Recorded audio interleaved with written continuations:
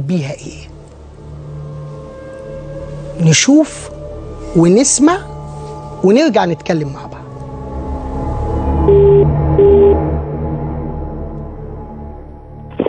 يا مصطفى، ايه سيطرة؟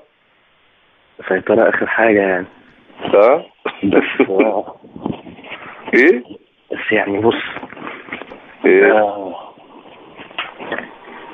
يعني قلقان إن هو يتهرش إنه مضروب بس. لا لا، ما يعني هتخسر حاجة؟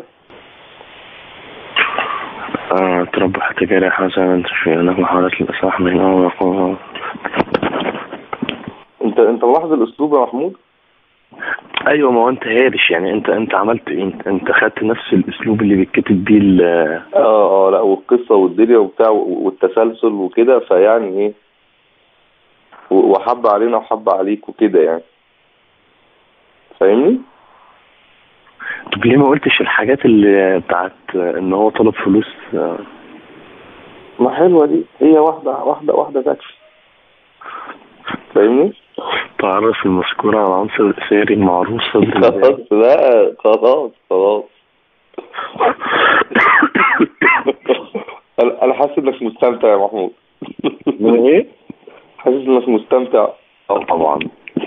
منسق الحملة عبد الرحمن سمير. يلا خير خير. تمام مش انا قبل بقى ما تعمل يعني ابعت لي الصور بقى، ماشي؟ لا ده هظبط الكلام. طيب، عشان برضو تبان بنفس صورة الحاجات اللي معاك يعني. بس اكونت كده ومن الشارع يا محمود، مش من جهازك، ها؟ ماشي. على فلاشاية، اسمعني على فلاشاية ومن كافيه. خلاص قشطة. اوعى من جهازك، لا اوعى.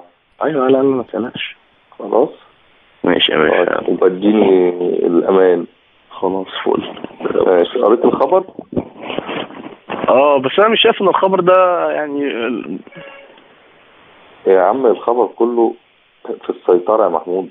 ايوه ان احنا الكلب دي الراجل هو بيشاورنا احنا، وان الكلام معانا، وان احنا الاربعة متبروزين، فاهمني؟ خلاص ماشي. بس هي دي القصة يعني. ماشي. سيبك من الكلام اللي في النص يعني. فل. بس انت بعتولي مرتين مش عارف ليه. مش عارف، ممكن غلطة معلش. طيب ماشي يا باشا، سلام.